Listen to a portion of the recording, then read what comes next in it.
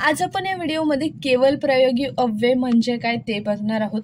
केवल प्रयोगी अव्ययाची 10 उदाहरणे बघणार आहोत आणि सर्वात महत्त्वाचं म्हणजे जर वाक्यात तुम्हाला केवल प्रयोगी अव्यय म्हणजे काय हे जर ओळखा असं विचारलं तर हा व्हिडिओ जर तुम्ही शेवटपर्यंत पाहिला तर तुमचे मार्क्स कुठेही गेलेले नाहीत। सो चला व्हिडिओला सुरुवात करूया।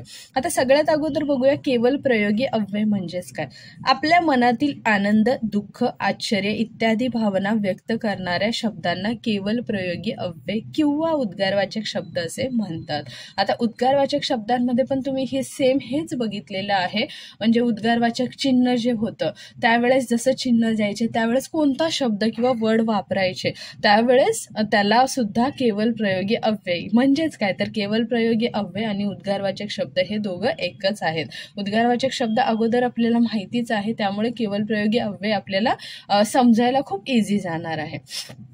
समजलं असेल की मनातला आपल्या आनंद म्हणजे ज्या काही भावना आपल्याला एक्सप्रेस करायच्या आहेत ते शब्द ते वर्ड जेव्हा आपल्या तोंडातून बाहेर येणार आहेत ते जे वर्ड आहेत ते कशामध्ये जाणार आहेत उद्गारवाचक शब्द किंवा केवल प्रयोगी अव्ययमध्ये। तर चला आजचे 10 उदाहरणं बघूया त्यानुसार तुम्हाला इझिली समजून जाईल। पहिला आहे अरे रे आज खूप पाऊस आहे। अरे रेच्या नंतर कोणतं चिन्ह लागलेलं आहे तर उद्गारवाचक चिन्ह लागलेलं आहे। आज खूप पाऊस आहे सो ह्याच्यामध्ये केवल प्रयोगी अव्यय काय आला तर अरे रे। सेकंड आहे बाप रे किती मोठा साप आहे। आता हे बाप रे काय झाला तर उद्गारवाचक शब्द झाला आणि काय झाला केवल प्रयोगी अव्यय आणि ह्याच्यानंतर नेहमी हे उद्गारवाचक चिन्ह लागतं म्हणजेच काय तर एक्सक्लेमेशन मार्क लागतं। त्यानंतर आहे वा किती सुंदर चित्र आहे। वाच्या नंतर काय लागला एक्सक्लेमेशन मार्क लागलेला आहे आणि हा जो वा आहे हा काय झाला केवल प्रयोगी अव्यय। त्यानंतर फोर्थ आहे ठीक आहे मी येईन उद्या। त्यानंतर काय लागला आहे आपला ठीक आहेच्या नंतर एक्सक्लेमेशन मार्क लागलेला आहे आणि हा ठीक आहे कशामध्ये जाणार आहे तर केवल प्रयोगी अव्ययमध्ये।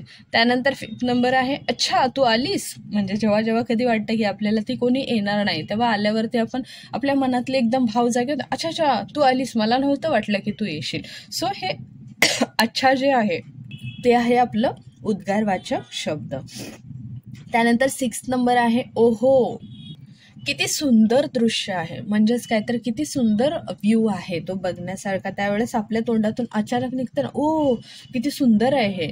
सो हे जे ओहो जे आहे हे काय आहे केवल प्रयोगी म्हणजेच काय आपल्याला एखादं नवल वाटतं आणि आपल्या तोंडातून आपल्या ज्या भावना आहेत त्या बाहेर निघतात तेव्हा जे वर्ड बाहेर निघतात त्याला म्हणतात केवल प्रयोगी अव्यय।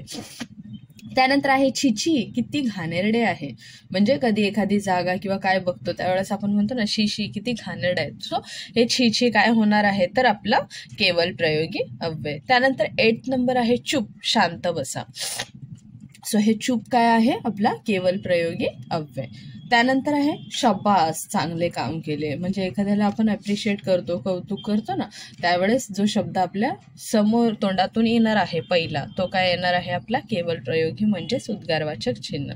आणि त्यानंतर आहे एंडिंग आहा मला खूप दुःख झाले म्हणजे एखादी गोष्ट बघून आपल्याला फार वाईट वाटतं ना तेव्हा बोलतात अरे बापरे अच्छा खूप वाईट झालं हे खूप दुःखाची गोष्ट आहे असं जेव्हा बोलतो ना तेव्हा ते कशामध्ये जाणार आहे आपलं उद्गारवाचक शब्द किंवा केवल प्रयोगी अव्यय।